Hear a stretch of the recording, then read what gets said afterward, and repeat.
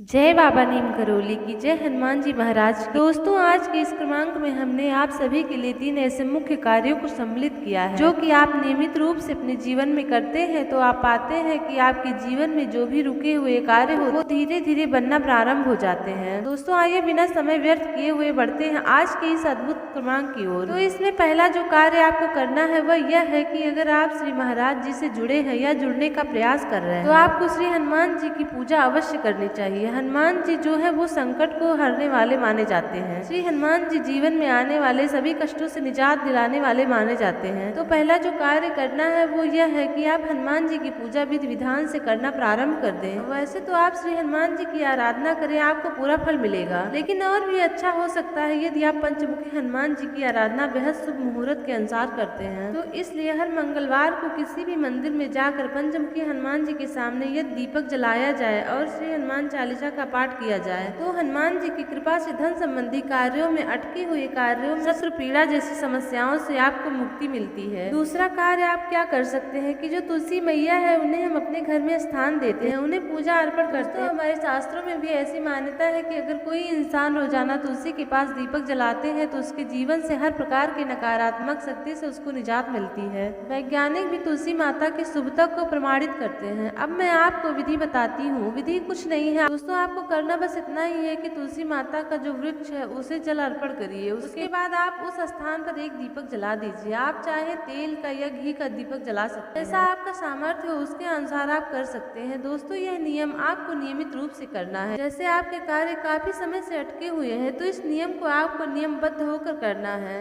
दोस्तों, अब बात कर लेते हैं तीसरे नियम की। तीसरा नियम जो है कि जब भी आप पूजा विधि विधान से करते हैं तो पूजा करके शंख बजाने के कई लाभ होते हैं। कई लोग पूजा तो करते हैं लेकिन शंखनाद नहीं कर पाते। तो शंखनाद जब होता है तो उससे भी बहुत से लाभ मिलते हैं। चलिए जान लेते हैं कि क्या लाभ मिलते हैं। अगर आप अपने घर में किसी भी हिस्से में वास्तु दोष को महसूस कर रहे हैं या आप पा रहे हैं कि घर में बहुत सी चीजें अस्त व्यस्त रहती हैं तो उससे भी नकारात्मक ऊर्जा घर में प्रवेश करती है, तो उस जगह पर आपको सुबह और शाम में शंख बजाना चाहिए। घर में शंख ना हो तो उसकी जगह आप पूजा करने के बाद घंटी जो होती है उसे भी बजा सकते हैं। उससे निकलने वाली जो ध्वनि होती है वो वातावरण में जो भी नकारात्मक ऊर्जा विद्यमान रहती है उसे शून्य कर देती है। दोस्तों, जब भी आप सहृदय होकर ईश्वर की आराधना करते हैं तो इसका फल आपको बहुत ही जल्द मिलता है। दोस्तों, आशा करते हैं कि आप इसे अपने जीवन में जोड़कर बड़े लाभ को अर्जित करेंगे। आज के क्रमांक में बस इतना ही। जय बाबा नीम करोली की।